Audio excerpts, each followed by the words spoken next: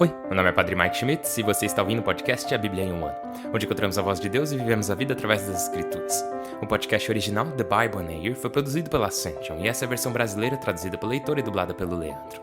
Usando a linha do tempo da Bíblia Grande Aventura, vamos ler de Gênesis até Apocalipse, descobrindo como se desenrola a história da salvação e como nos encaixamos nessa história hoje. É o dia 276 e vamos ler o capítulo 8 de Neemias, os capítulos 3 e 13 de Esther. Lembra que Esther é meio fora de ordem, assim mesmo, por conta das traduções do hebraico, do grego, da Vulgata, da Septuaginta, mas é tranquilo, logo você acostuma. E também vamos ler Provérbios 21, versículos de 5 a 8. Como sempre, a Bíblia que eu uso todos os dias é a Bíblia da Grande Aventura, da Ascension em inglês. Você pode acompanhá-los no qualquer Bíblia que você preferir. Nós recomendamos a Bíblia do Peregrino. Se você quiser saber quais os seus próximos capítulos ou marcar o quanto você já leu, é só baixar o plano de leitura de graça no link na descrição do vídeo. E você pode se inscrever no canal e ativar o sininho, aí você não vai precisar ficar caçando o episódio todo dia. Ele vai aparecer direto para você. Aliás, caso você queira ajudar ainda mais a produção desse podcast, que dá um trabalhão, você pode se tornar um membro do canal clicando ali na aba Seja Membro e nos ajudar com uma contribuição mensal. Ou então, caso você preferir, ali perto do botão do joinha tem uma opção escrita Valeu, onde você pode contribuir com uma quantia única de sua escolha. Agradecemos todas as pessoas que têm apoiado esse projeto, tanto com doações como com orações. Saiba que ele não poderia ter sido feito sem a ajuda de vocês. Muito obrigado.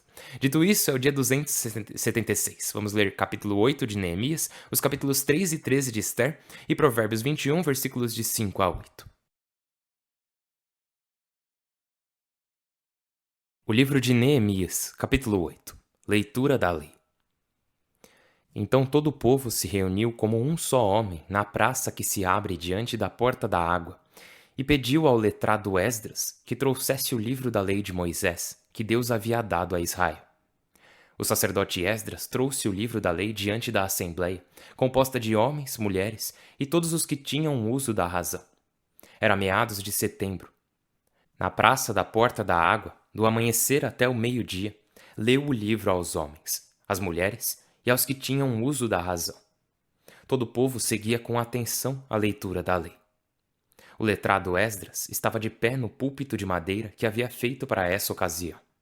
À sua direita se encontravam Matatias, Sema, Anias, Uriás, Eucias e Maazias. À sua esquerda, Fadaías, Misael, Melquias, Azum, Asbadana, Zacarias e Mosolã.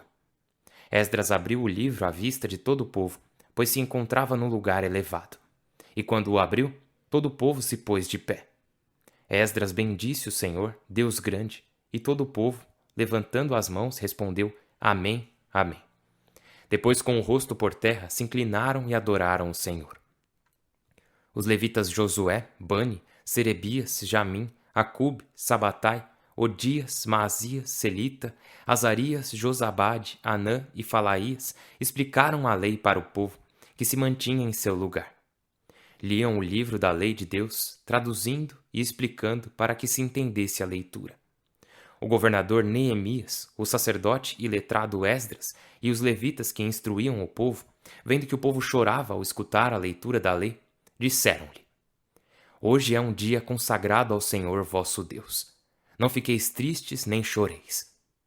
Depois acrescentou: Ide para casa, fazei uma refeição abundante, bebei vinhos generosos e enviai porções aos que não têm nada, porque hoje é dia consagrado ao nosso Deus.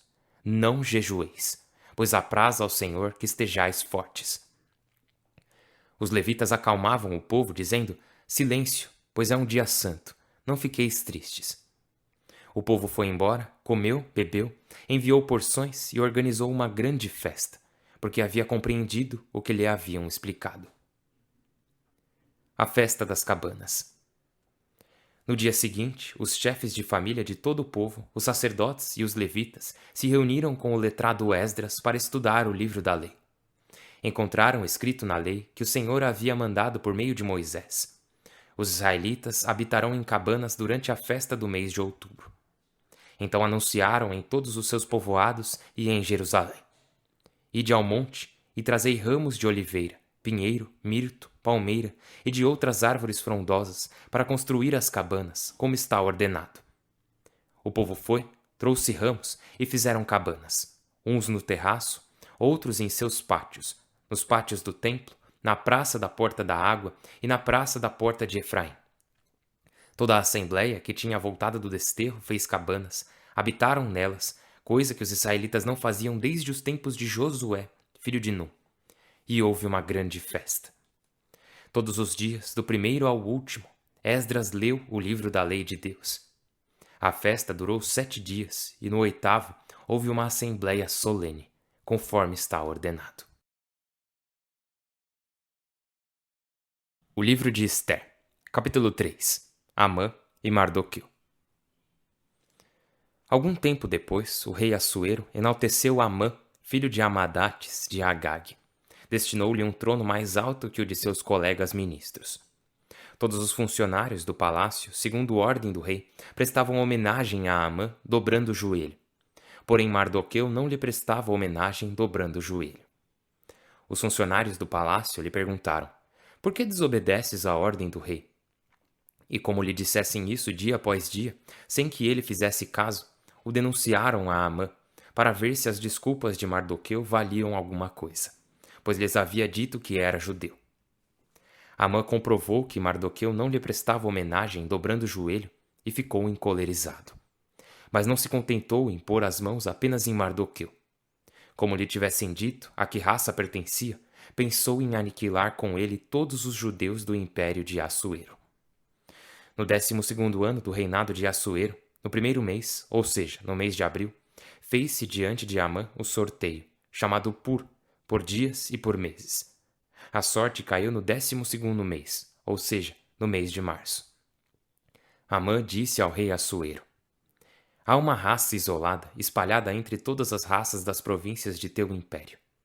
Tem leis diferentes dos outros e não cumprem os decretos reais. Não convém que o rei os tolere. Se parecer bem a vossa majestade, decrete seu extermínio, e eu entregarei à administração 300 toneladas de prata para o tesouro real. O rei tirou o anel do selo e o entregou a Amã, filho de Amadates de Agag, inimigo dos judeus, dizendo-lhe: faze com eles o que quiseres, e fica com o dinheiro.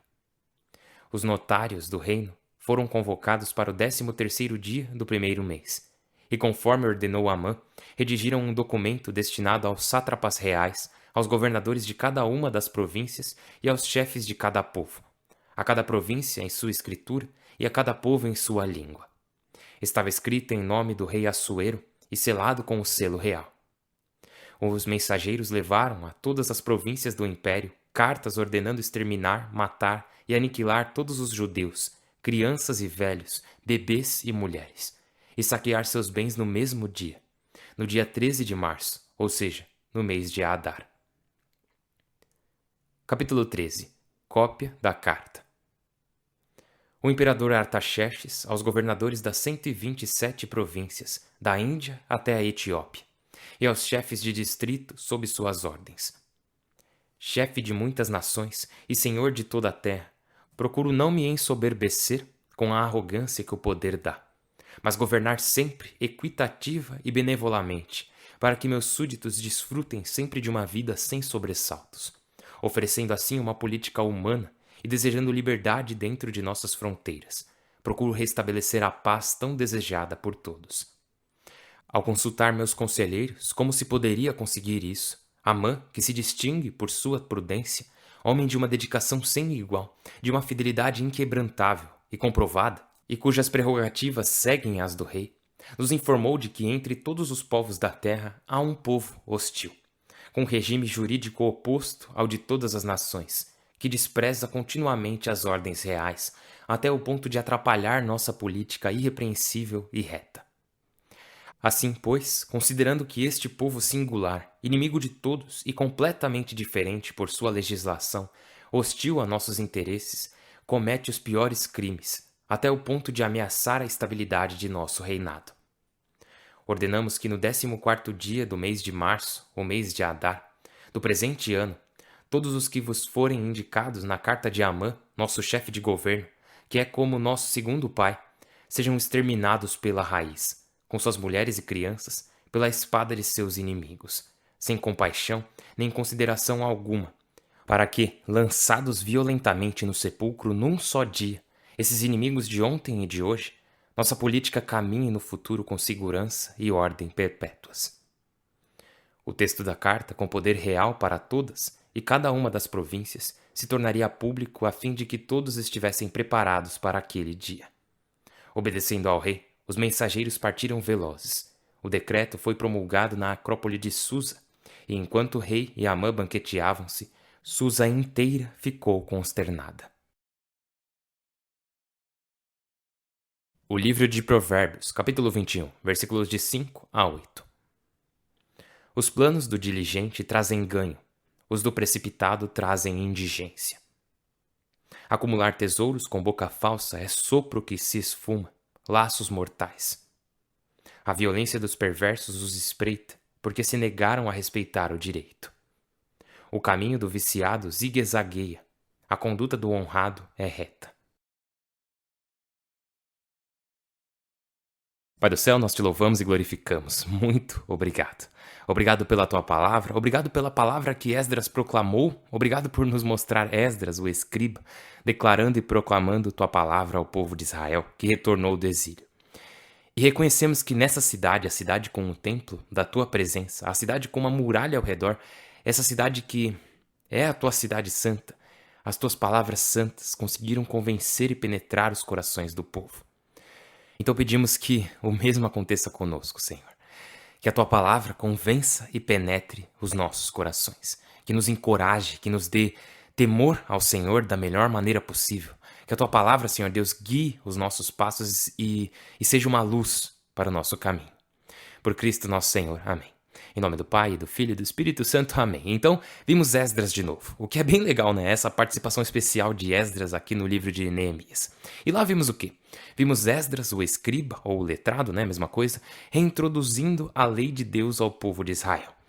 E, aparentemente, o povo que estava no exílio havia esquecido a lei. Tipo, eles sabiam que eram judeus, mas eles não tinham um conhecimento profundo da lei, um conhecimento profundo da aliança. Agora, por que o povo estava chorando? E isso é lindo demais, né? Diz lá no capítulo 8, versículo 9. O governador Neemias, o sacerdote e letrado Esdras e os levitas que instruíam o povo, vendo que o povo chorava ao escutar a leitura da lei, disseram-lhe: Hoje é um dia consagrado ao Senhor vosso Deus. Não fiqueis tristes nem choreis.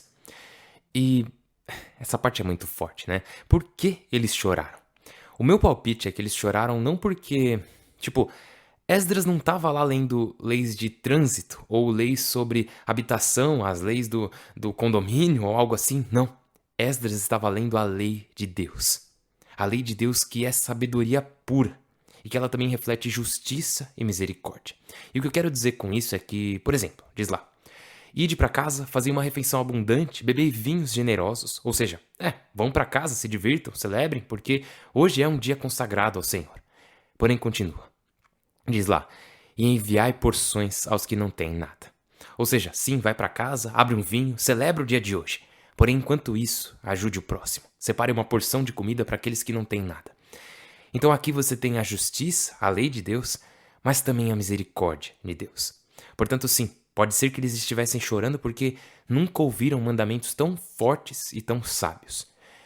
Mas também pode ser por conta do que a lei reflete, que é o fato de que eles têm um relacionamento com Deus.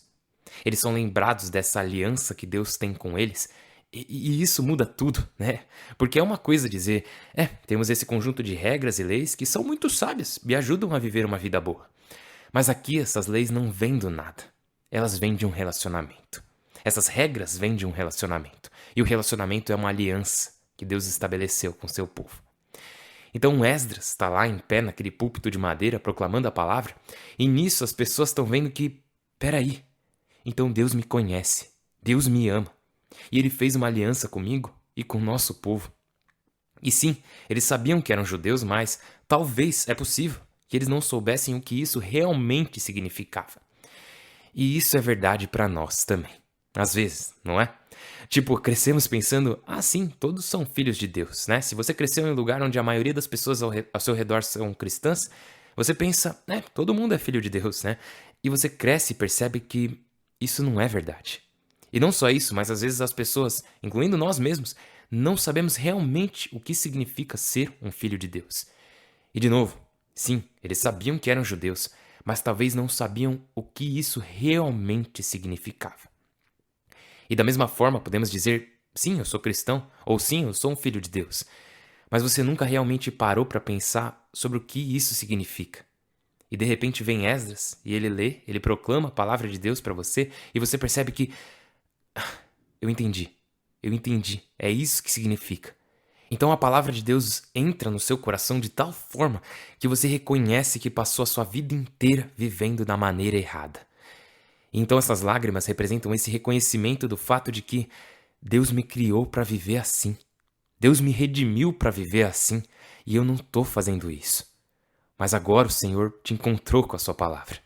E é por isso que Esdras e Neemias, os sacerdotes, precisam dizer: olha, hoje é um dia consagrado ao Senhor vosso Deus, não fiqueis tristes nem choreis. Ide para casa, fazei uma refeição abundante, bebei vinhos generosos e enviai porções aos que não têm nada, porque hoje é dia consagrado ao nosso Deus. Não jejueis, pois apraz ao Senhor que estejais fortes. Pois apraz ao Senhor que estejais fortes. É uma bela frase para pôr no vidro do carro, né? Ou no status do WhatsApp, mas mais importante é que essa frase esteja em nossas mentes e em nossos corações. E eu já vi algumas traduções dizerem: a alegria do Senhor é a sua força. Ou a alegria do Senhor precisa ser sua força. Ou seja, precisa, é uma necessidade, não é uma opção. A alegria do Senhor precisa ser a sua força. Bom, falando de alegria e do Senhor e de força, temos o livro de Esther, né? E no livro de Esther, o que vimos hoje é o início da crise. O que acontece é que Amã é promovido a basicamente o segundo no comando de toda a terra e todo o reino do rei Assuero. E as pessoas se curvam a ele, exceto por esse homem, Mardoqueu. Mardoqueu, lembra? Ele é o pai adotivo de Esther. E ele se recusa a se curvar. Então Amã, em sua pequenez, vai até o rei Assuero dizendo: olha, esses judeus estão vivendo aqui, mas eles têm suas próprias leis, suas próprias regras e têm sido hostis desde o início. Então por que não damos um fim neles logo? E o rei Assuero, como eu tinha falado antes, não é uma boa pessoa, né? Ele não é o herói dessa história. E ele diz: ah, beleza, vai lá. Tipo, faz sentido, pode ir lá matar eles. E basicamente foi isso que vimos hoje. Também vimos a carta, né, no capítulo 13, que basicamente ele fala lá: eu estou tentando manter meu reino pacífico, tentando estabelecer uma paz duradoura aqui, e para estabelecer essa paz duradoura, eu estou disposto a eliminar qualquer um que se oponha a mim, né?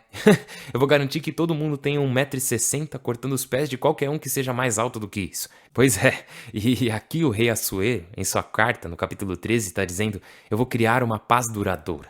Fazendo o quê? Matando qualquer um que perturbe a paz. Então, de novo, você vê a maldade desse rei. E dessa forma, quando Esther for se apresentar ao rei Assuero, nós já vimos não só a história do que ele fez com a rainha Vaste, mas também temos essa história aqui de como ele pode ser volátil, violento e frio, decidindo tão rápido matar um povo inteiro. Então, quando Esther for interceder em nome de seu povo, o que, spoiler, ela vai ser chamada a fazer isso, e eu espero que ela faça, vemos que ela vai estar colocando a vida em risco, né? E todos nós somos chamados a fazer isso também. Somos chamados a testemunhar ao Senhor Jesus. E ao fazer isso, também estamos colocando nossas vidas em risco. E por causa disso, precisamos de orações. Precisamos da graça de Deus. Você foi trazido para a aliança, que é uma aliança de amor, aliança de misericórdia, aliança de justiça, de verdade. E para viver e proclamar essa aliança, precisamos de graça. Portanto, eu estou rezando por você e, por favor, reze por mim. Meu nome é Padre Mike. Eu mal posso esperar para te ver amanhã. Deus abençoe.